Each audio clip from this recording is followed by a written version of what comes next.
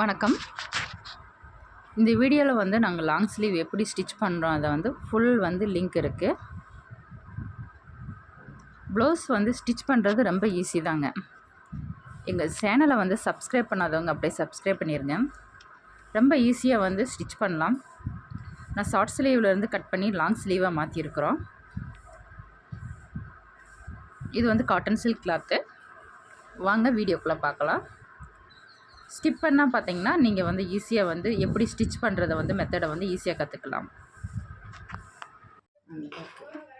First வந்து சொல்லணுமா? சரி, ஓகே. ஒரு அரை இன்ச்சு ஒரு சீமுக்கு தள்ளி தையல் போட்டுக்கோங்க. ரெண்டுலேயும் ஒரே அளவா.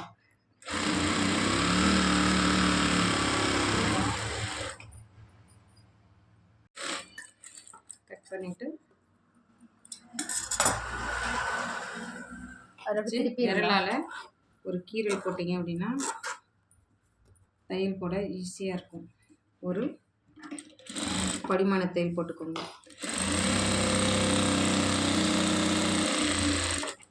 ஒரே அளவாக போட்டுக்கிட்டால் நீட்டாக இருக்கும். ஈஸி முடிக்கிறதுக்கு ஒரு கீரை மட்டும் விட்டிங்கன்னா தையல் போட ஈஸியாக இருக்கும்.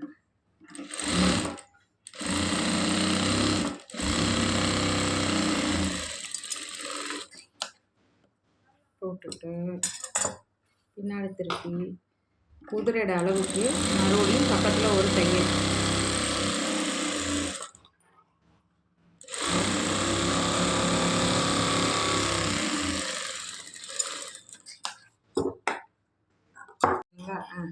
இப்போ லைனிங்கையும் ஒரிஜினல் துணியையும் போட போகிறோம்.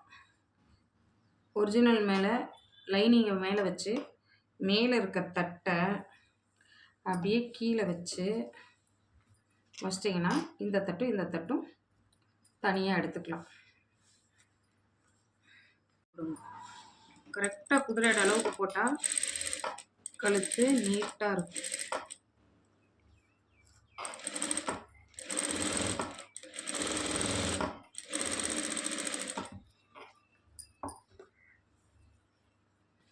ஆப்போசிட் வருதான்னு பார்த்துக்கோங்க. ஒரே மாதிரி தட்டை தைச்சிடாமல் கரெக்டாக ஆப்போசிட் சைடு தைக்கிறோமான்னு 1க்கு 2 வாட்டி செக் பண்ணிக்கோங்க.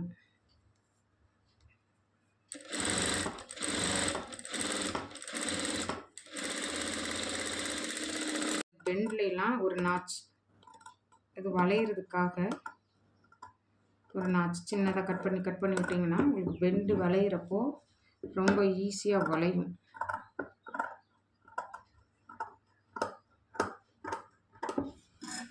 இப்போது அதே மாதிரி திருப்பிட்டு அதே மாதிரி ஒரு கீரல் போட்டு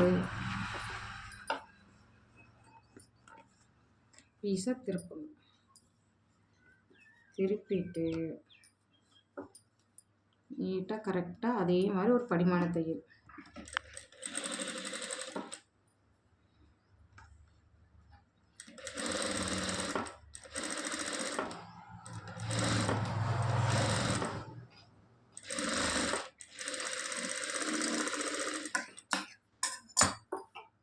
இதே மாதிரி பக்கத்தில் ஒரு குதிரை எடைக்கு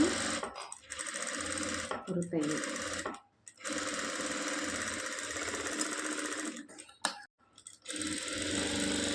அரௌண்டு எல்லா பக்கமும் எல்லாருமே ஒட்டி 2 துணியை ஒட்டி ஒரு தையல். லூஸ் இருந்தால் அப்படியே விட்டுட்டு லைனிங் அளவு என்ன இருக்குதோ அந்த அளவுக்கு தையல் போட்டால் சரி. ஒரிஜினல் கிளாத் அளவுக்கு போடணும்னு இல்லை, லைனிங் கிளாத் அளவுக்கு போட்டோம்னா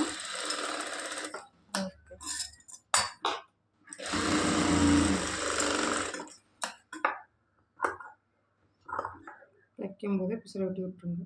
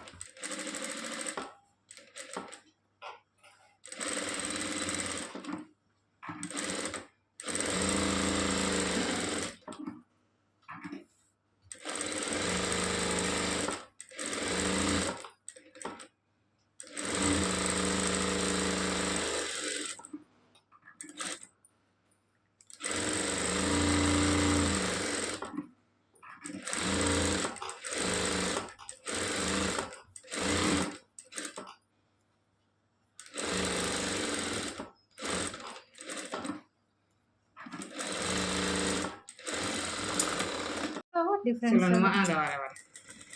ஃபஸ்ட்டு ஆரம்பிக்கிறேன்.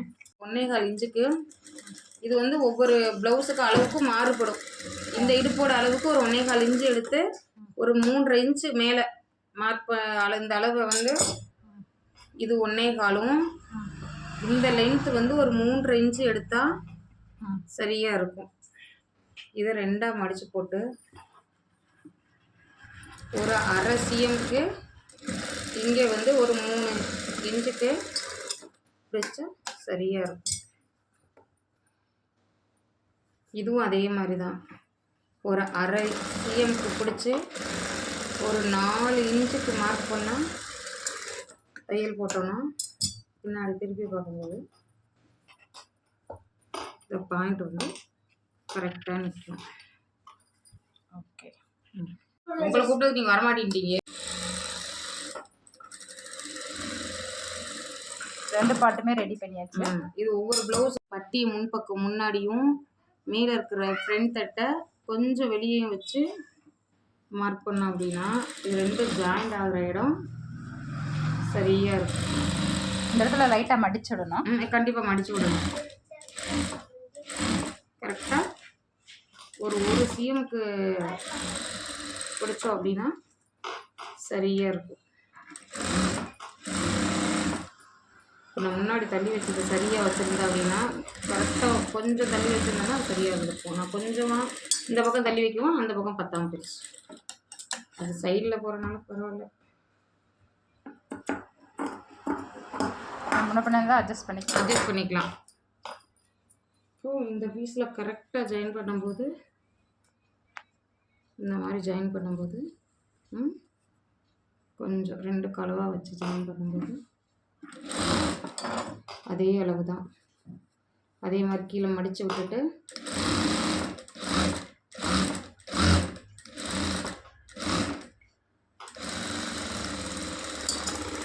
ஒரே மாதிரி இருக்குதான்னு செக் பண்ணிக்கணும். இது 2 ஒரே மாதிரி இருந்தால் தான் ஊக்குப்பட்டி வைக்க சரியாக இருக்கும். அதே போல் சைடும் 2 சரியாக இருக்கான்னு செக் பண்ணணும். 2 சரியாக இருக்குது. இப்போ பேக் தட்டு தைக்க ஆரம்பிக்கலாம். இப்போ பேக் தட்டை சரியாக இருக்கான்னு செக் பண்ணுறதுக்கு சரியாக இருக்குது. இங்கே சரியாக இருக்குது, இங்கே ஜக்காவுக்கு நேரம் இருக்குது. இப்போ ஜக்காவுக்கு நேரம் 1/4 சிஎம் மடித்து ஒரு சிஎம் 1 இன்ச்சு மடித்தா அப்படின்னா பேக்கும் ஃப்ரண்டும் சரியாக இருக்கும். இப்போ பேக் தட்டு தைக்கலாம்.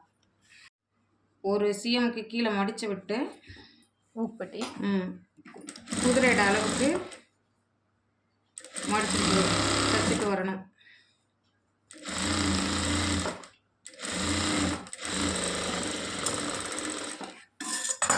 இதை அப்படியே திருப்பி ஒரு தையல்.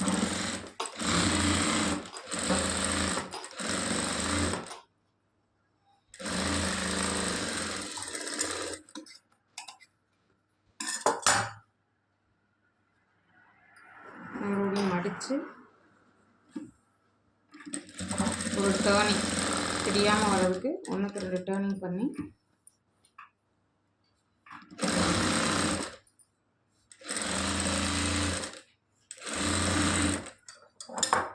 தேவையான அளவுக்கு கட் பண்ணிட்டு இதை உள்ளே கூடி இன்சர்ட் பண்ணிடணும். உள்ளே கூடி வெளியில் தெரியாத அளவுக்கு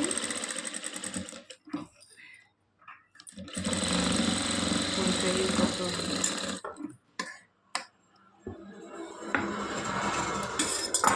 வச்சு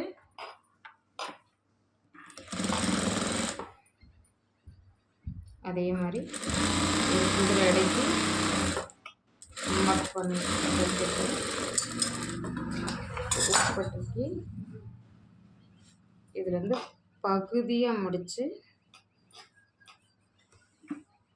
ஃபஸ்ட்டு ஒரு டேர்னு, ரெண்டாவது ஒரு டேர்னு.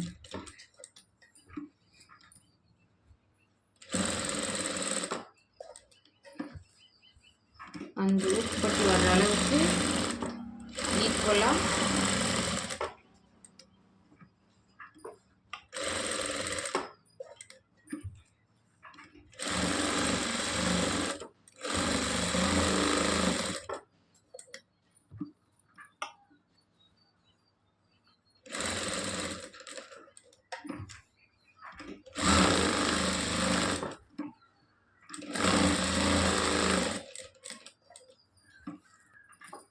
அதே மாதிரி தேவையான அளவுக்கு கட் பண்ணிவிட்டு உள்ளே கூடி இன்செர்ட் பண்ணி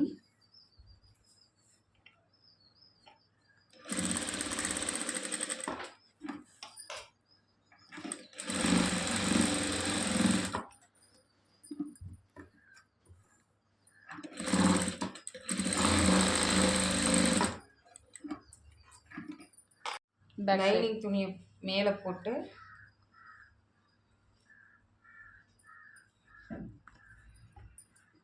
நழுவாமல் இருக்கிறதுக்கு இங்கே ஒரு பின் பண்ணிக்கலாம். அப்படி இல்லை அப்படின்னா கரெக்டாக செட் பண்ணிவிட்டு தைக்க ஆரம்பிக்கலாம். கரெக்டாக இதுவும் குதிரை எடைக்கு தைச்சோம் அப்படின்னா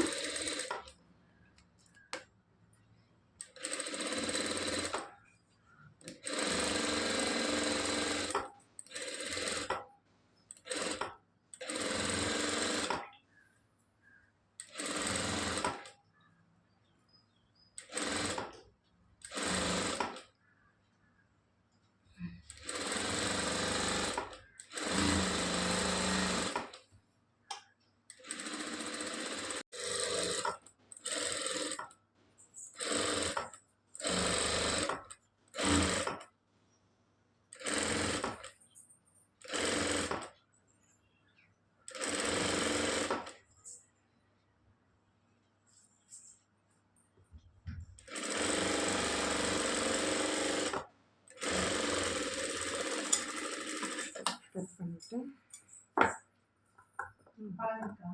எல்லாம் வந்துடுறேனம்மா. அதே ஊசி தையல் தான், அதே படிமான தையல் போட்டு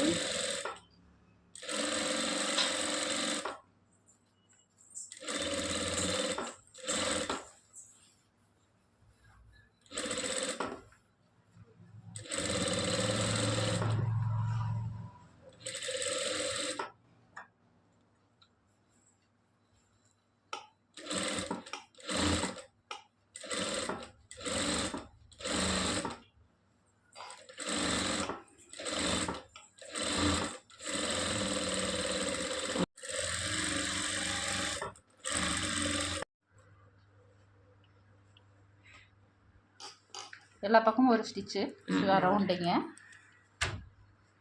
ஈவனாக வச்சு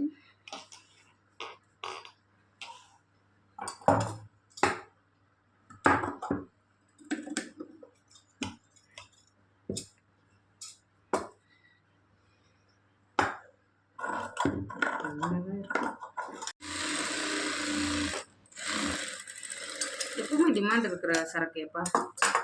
ஸ்லீவு வந்து ஸ்லீவு ஃப்ரம் லைனிங் துணியும் ஒரிஜினல் துணியும் ஸ்லீவ் ஜாயின் பண்ணிட்டுருக்கு. ஒரு படிமான தையல்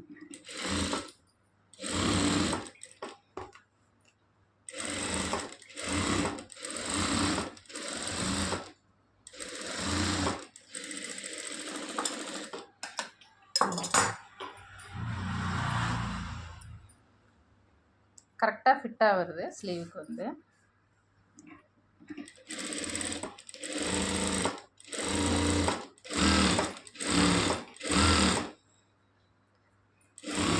கொஞ்சம் கொஞ்சம் முன்ன பின்னா இருந்தால் இதை கொஞ்சம் கட் பண்ணி விட்டுக்கலாம்.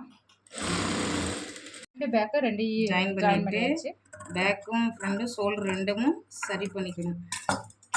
ரெண்டு ஈவனாக இருக்கான்னு சரி பண்ணி பார்த்துட்டு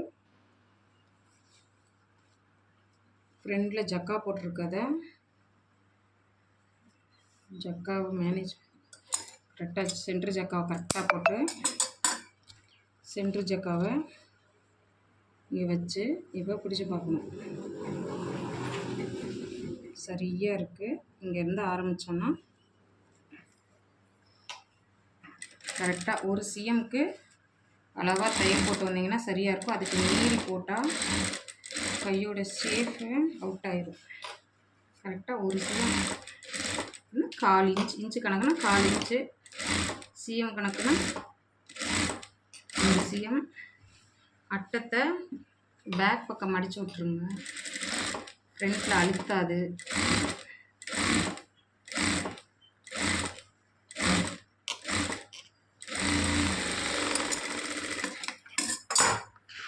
ஜாயினிங் ஸ்லீவ் சைடு ஜாயினிங்.